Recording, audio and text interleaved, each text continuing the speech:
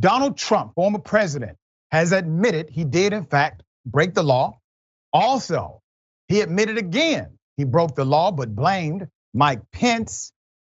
And yes, there's more. So let me start with his admission of guilt. Former President Donald Trump could be facing criminal indictment. We talked about this last week over hush money that he paid to adult film star Stormy Daniels. This was a big deal during the campaign. Trump insisted this week that the ordeal was an, and I quote, extortion plot. And nothing more than sick, fake news. The claim that he was being extorted by Daniels is an admission of guilt, said former FBI General Counsel Andrew Wiseman. This was on Twitter Tuesday. So let's count the ways here. Donald Trump under investigation by a federal grand jury. Donald Trump under investigation by New York.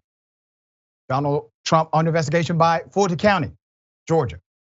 Manhattan. What was the admission of guilt? Well, when he says this was an extortion scheme, that's exactly the theory of the prosecutor, that it was in fact extortion. So he paid off an individual so that they would not tell the truth about him. This was a benefit to his campaign. Signatures are affixed. Michael Cohen, his former attorney, said this is actually such a slam dunk case. It is unavoidable for him to not to be indicted. When pressed about what role he has played in his testimony or perhaps investigation cooperation, Michael Cohen moms the word. There's more. In the second time this week, okay, Trump has been accused of confessing to crimes. Speaking to MSNBC, the Lincoln Project's Tara Setmeyer said that in his attack on Vice President Mike Pence, Trump claimed that if his vice president only broke the law, the attack on the Capitol would not have happened. So let's go to the blaming of Mike Pence. So Donald Trump further widened the breach between him and the former VP by faulting him for the violence on January 6, 2021, because he refused to possibly illegal demand that he overturned Trump's loss in the 2020 election. And there's no possible, it was illegal. It was an illegal request, it would have been an illegal action. In many ways, Trump says, you can blame him, being Mike Pence, for January 6th.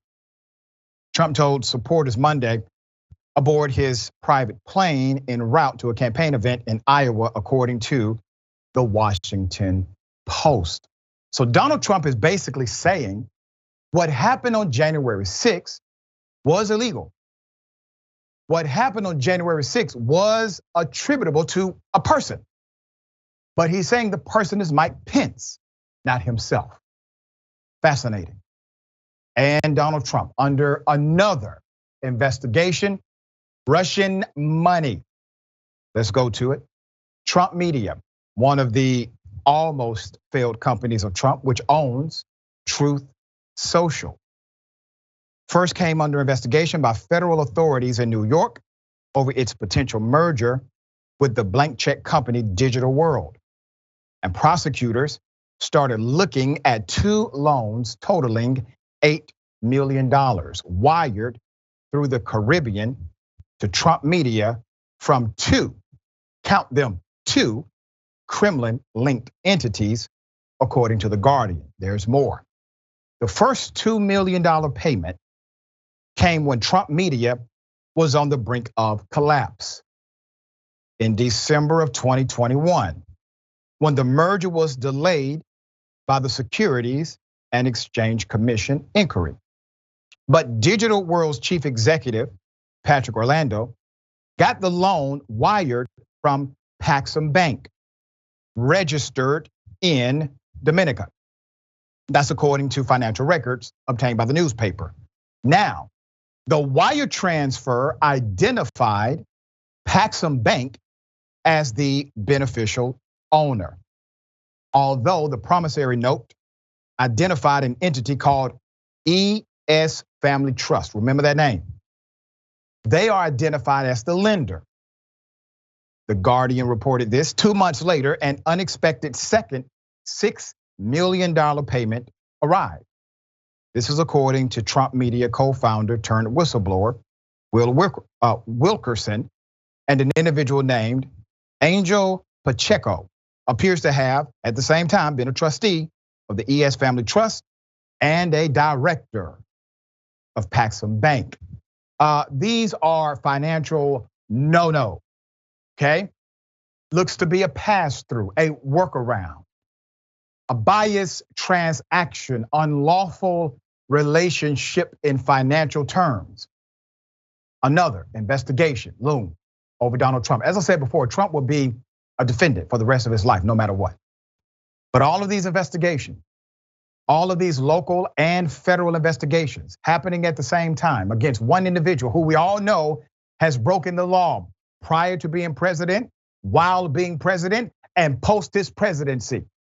Now, at some point, we're going to have to put up or shut up. Either a person is above the law or they are not. Either we live in a democracy or we do not. Let's stop playing the game. Powerful protect the powerful. It's not just Republicans versus Democrats. Things are much more complex than that. Trump is still leading in the Republican polling for president.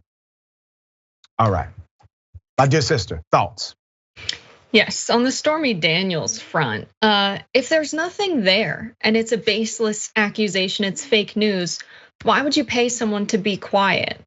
If there's only accusations being made, then the damage was already done once the accusations were made, and you actually have a defamation case. It's pretty clear, he's just admitted guilt on that front.